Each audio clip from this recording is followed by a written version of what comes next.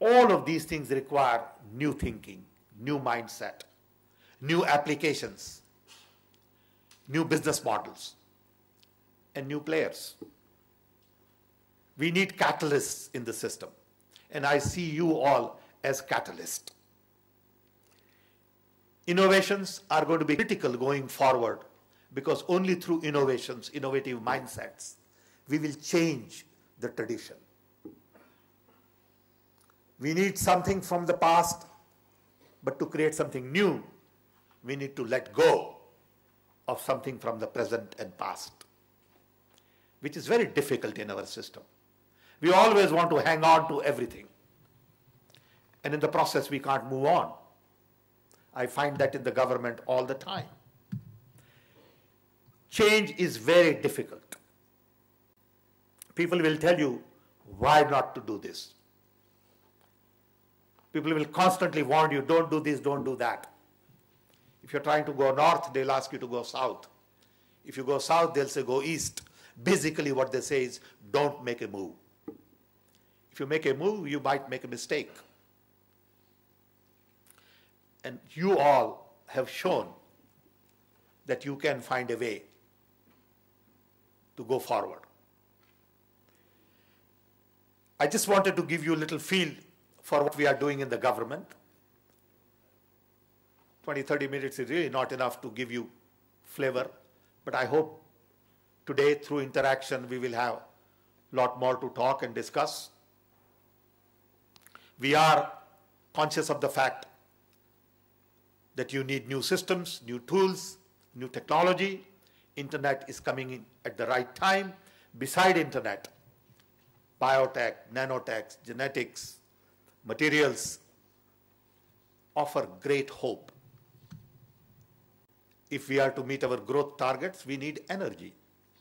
How do we get a lot more energy? Hydro is not going to deliver all the stuff we need. So we need focus on alternate energy. We need better infrastructure. But I think at the end of the day, we need people. We need change agents. Without those change agents, all these tools won't mean much. And when I talk to people in the government, I find a lot of resistance to change. We have a program to digitize Nadawali file. You know, this file that government uses with all the paper. And I'm saying until you digitize Nadawali file, you're not going to make a dent. Because it's all hidden there. You have RTI, right to information, but the information is locked up in Nadawali file. So I'm saying open it up, digitize it. And we have a software program written up, all working well. So when I started talking to government, somebody came and said, yes, it's a great idea, Mr. Pitroda. I think we need to do a trial. I said, good idea. He said, it'll take us 7 years to do a trial. Message was, we'll delay it. We'll tire you out. We don't want to do it. So naturally, I go to cabinet secretary, I go to principal secretary, I go to prime minister and say, it has to be done. It has to be done now. So you fight the battle. Some you win, some you lose. But it is this kind of initiative that is going to change everything, because once you have digitized file, everything is out open. Everything goes in parallel. Decision making is simplified. Everybody knows that I have been holding this file for 3 months. Then you can't lose a file.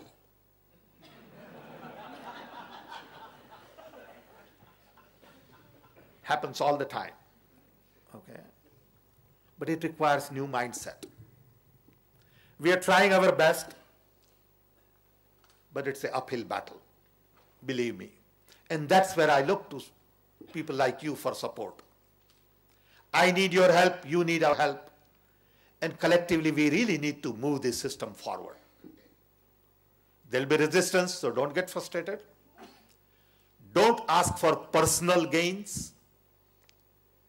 When you go beyond personal gain into public gains, things begin to move. A lot of people have personal agenda. Very few people have public agenda. There's a big difference between personal agenda and public agenda. Many people in front of public agenda, in the back, do have personal agenda.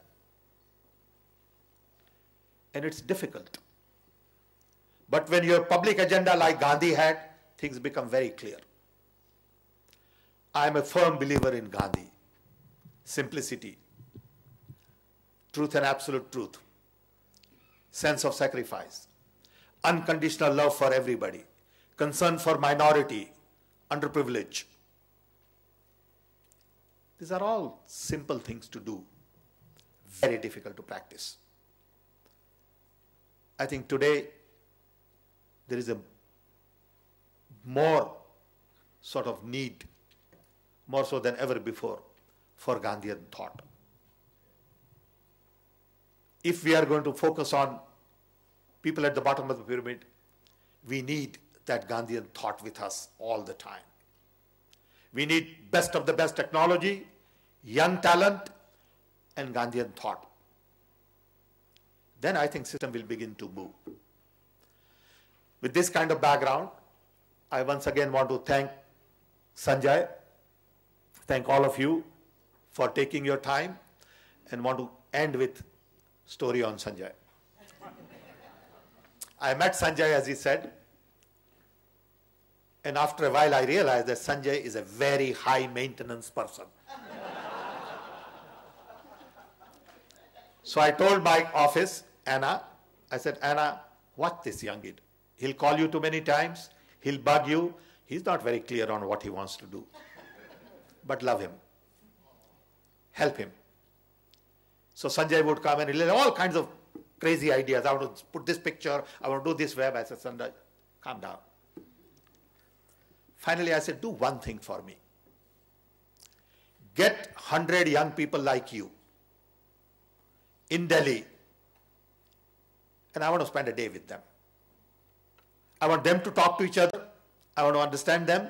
I want to see if I can work with them so that they could help me and I could help them. And then we can create out of this an institutional framework. So he goes off on tangent and he has all these, 10 speakers and some ministers. I said, I don't want to talk with ministers. I said, I don't want any minister here. Okay? Sanjay was very unhappy because he wanted all these pictures and everything.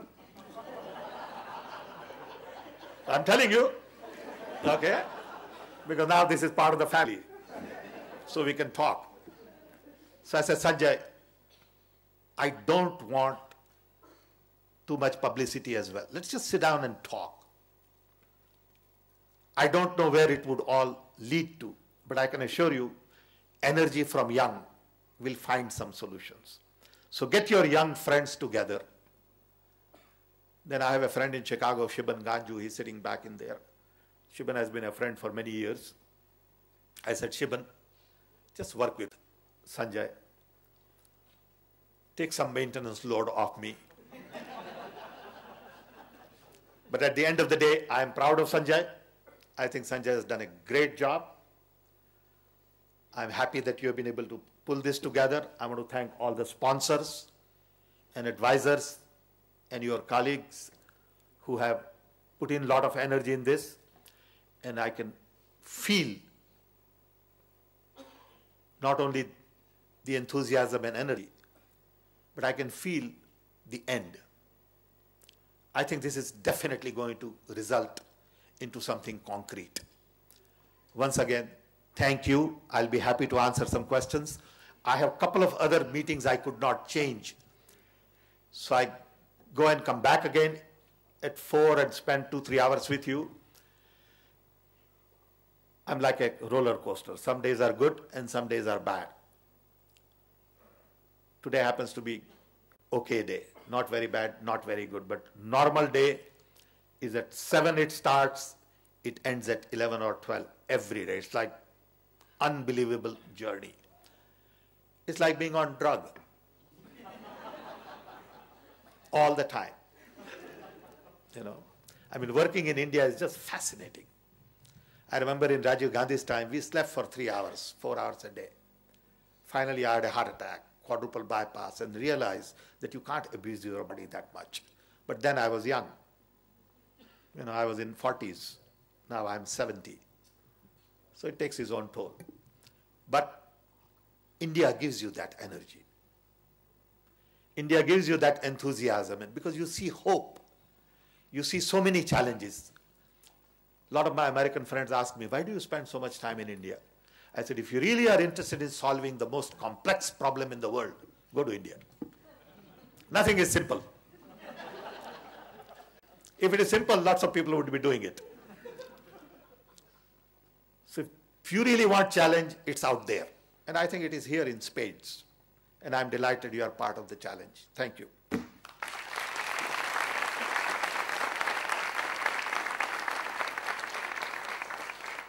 You want some interactions now? I leave it to you.